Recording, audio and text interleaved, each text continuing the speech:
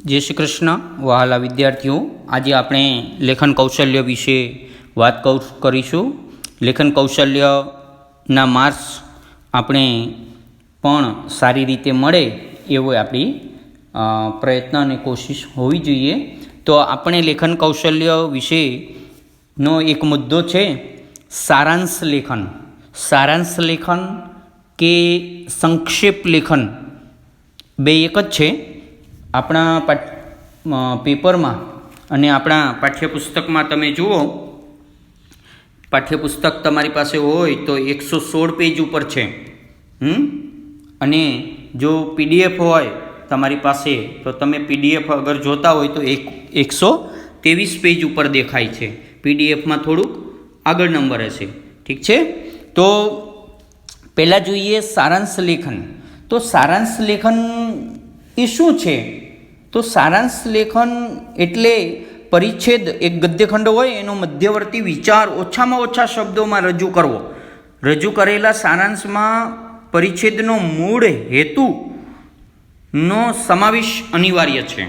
तो आ चीज जे छे सारांशनी, जो सारांश में शुं होय छे के परिच्छेदना भावने समजवो जोईए। सौ प्रथम तमारे आपेला फकरानुं समजपूर्वक 2-3 वार वाचन करवुं पड़े। वाचन करता करता मुद्दाओनी तारवणी अने नोंध करता जवुं। तारवणी नोंध करवी एटली शुं? तो अंडरलाइन करी शको अथवा तो एने तमे ध्यानथी लखी राखो एवुं पण बनी शके।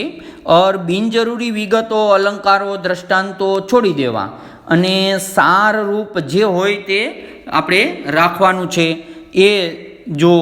त्यार पछी मूळ लखाणनो मर्म समजीने, मर्म एटले एनो मुख्य अर्थ, भावार्थ जे छे ए समजी लेवानो।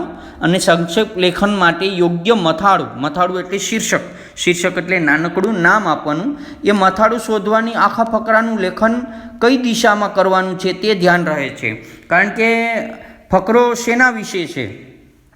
साफ सफाई विषे छे के जीवन में संस्कार विषे छे के रमत गमत विषे छे? तो एना विषे आपणे एकादो शब्द अंदरथी महत्वनो शोधी अने मुख्य मुद्दाओने ध्यान में राखी लखनारने पोतानी सरळ भाषामां टूंकું अने स्वतंत्र लखाण करवुं जोईए। अने आखुं लखाण अर्थनी दृष्टिए सळंग होवुं जोईए अने तेमां मूळ लखाणनी हकीकतो सार साथे आवी जाय अने कोई पण मुख्य मुद्दो रही न जाय तेनुं ध्यान राखवुं।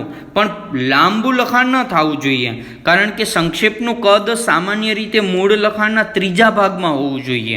त्रीजो भाग 1/3 में होवुं जोईए। मानो के एक पेरेग्राफ 12 लाइननो छे तो कम से कम आपणे 4 लाइन में एनो एवो ने एवो सार न तूटवो जोईए, वस्तु एनो अर्थ न खंडित थवो जोईए।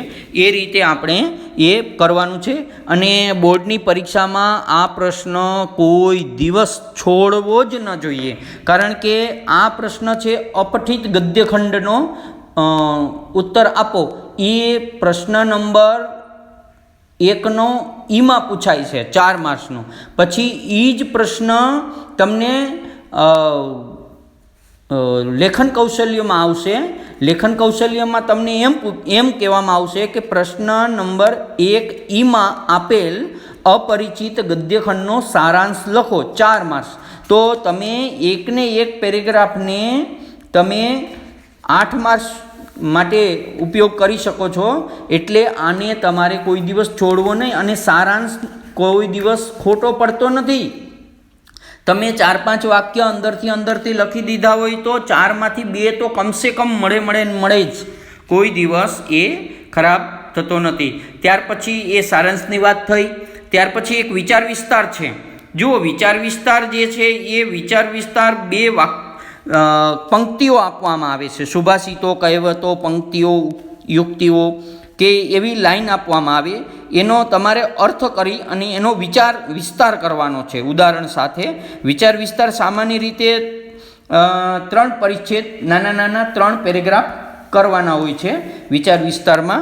एमां पहेला पेरेग्राफमां तमारे शुं करवानुं होय छे? अर्थ लखवानो होय छे। विचार विस्तारनो अर्थ जो आमां लख्युं छे 3 पेरेग्राफ करवाना होय, एमां तमारे अर्थ लखवानो होय छे। अने पछी ના જો પરિચ્છેદમાં શાબ્દિક અર્થ પ્રાસ્તાવિક રજૂઆત 2 થી 3 લાઇનમાં કરવાનો હોય અને ત્રીજા પરિચ્છેદમાં અર્થને સ્પષ્ટ કરતા ઉદાહરણ કે કહેવત એવું તમારે એમાં લખવું પડે અર્થને સ્પષ્ટ કરવા માટે. એટલા માટે વાક્યની કે પંક્તિ કે એ જે હોય એને તમારે વિસ્તારથી કે પંક્તિમાં વાચ્યાર્થ તમે વાંચો ને જે અર્થ મળે એનો તમારે વિવરણ કરવાનું થોડા શબ્દોમાં 4-5 વાક્યમાં અને 7-8 વાક્યમાં આપણે વિચાર વિસ્તારને પૂર્ણ કરવાનો હોય છે. અને વિચાર વિસ્તાર માનો કે શબ્દ આપેલો હોય તો એને આધારે આપણે વિચાર વિસ્તાર માટે લખાણ 8-10 વાક્ય ઘણું થઈ જાય. અને અહીં લાંબુ નિબંધ લખવાની જરૂર નથી. વિચાર વિસ્તાર લખાણની કસોટી મૂળ લખાણમાં ધ્વનિ સ્પષ્ટ અને જે શબ્દો છે જે વાક્ય આપેલું છે એ જ વાક્યનું આપણે અથવા તો પંક્તિઓનો આપણે વિચાર વિસ્તાર કરતી વખતે વિષયની બહાર ન જાય એ ધ્યાન આપવું. પણ આ જે વિચાર વિસ્તાર છે એ પણ સરળ છે. અહીંયા લખ્યું છે કે 7-8 વાક્યમાં લખવું, કહેવતો એ નાની તમને યાદ આવે એ ટાણે તો તમે લખી શકો. ત્યાર પછી પરિચ્છેદ, તેનો ગુઢાર્થ, એનો અર્થ 2-3 વાક્ય અને છેલ્લે એક પેરેગ્રાફ કરી અને પૂર્ણાહુતિ, લેખનની ભાષા સુધી, સરળતા, એવું બધું, ફૂલ સ્ટોપ, એ બધું જરૂરી હોય છે. આના પણ 4 માર્ક્સનો વિચાર વિસ્તાર પૂછાય છે. આ 4 માર્ક્સે જવા ન જોઈએ, લેખનના માર્ક્સ આપણે જવા ન જોઈએ, કારણ કે 40 માર્ક્સનું લેખન ને 40 માર્ક્સનું પાઠ્યપુસ્તક છે. તો ઠીક છે, હું તમને આનો ઓડિયો આપીશ, એમાં તમને વિસ્તારથી કહીશ.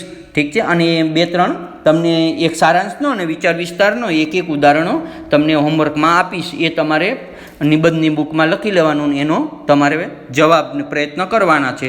ઠીક છે. તો હવે આપણે ફર્સ્ટ ટર્મના માટે રિવિઝન ને એ બધું લેખન કાર્ય અને વ્યાકરણ કરશું. ધન્યવાદ.